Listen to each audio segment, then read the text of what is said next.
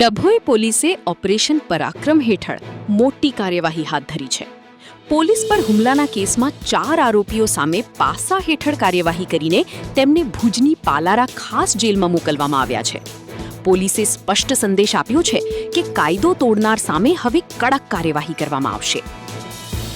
Police સૂત્રોના જણાવ્યા મુજબ 3 જૂન 2026ના રોજ ફરજ પર રહેલા પોલીસ કર્મચારીઓ પર હુમલો અને સરકારી કામગીરીમાં અવરોધ ઊભો કરવાના કેસમાં 4 આરોપીઓ સામે ભારતીય ન્યાય સંહિતાની વિવિધ કલમો હેઠળ ગુનો નોંધવામાં આવ્યો હતો.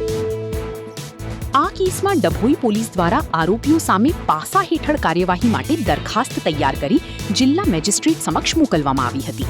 દરખાસ્ત મંજૂર થતાં પાસા હેઠળ અટકાયત વોરંટ જાહેર કરવામાં આવ્યા. ડીવાયએસપી આકાશ પટેલના માર્ગદર્શન હેઠળ ડભોઈ પીઆઈ એટી પટેલ અને પોલીસની અલગ અલગ ટીમોએ રાજપીપળા, વડોદરા અને ડભોઈ સહિત વિવિધ સ્થળોએ દરોડા પાડી 4 આરોપીઓને ઝડપી પાડ્યા. ઝડપાયેલા આરોપીઓમાં વારિસ અલી સૈયદ, સિકંદર ગરાસિયા, પરવીઝ ઉર્ફે રાજા ગરાસિયા અને આસિફ અલી સૈયદનો સમાવેશ થાય છે.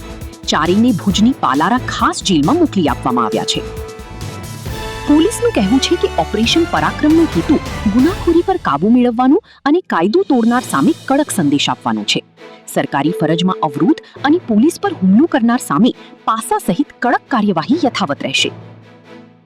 ડભોઈ પોલીસની આ કાર્યવાહી બાદ ગુનાખોરોમાં ફફડાટનો માહોલ જોવા મળી રહ્યો છે.